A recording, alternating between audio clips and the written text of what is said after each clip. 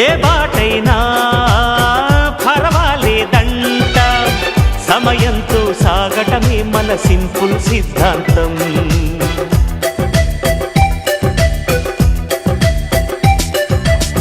చిరుగాలికి పరిమళమిచ్చే సిరిమల్లెల వనమై ఉందాం, గగనాన్ని నేలను కలిపే హరివిల్లుల బంతెన అవుదాం.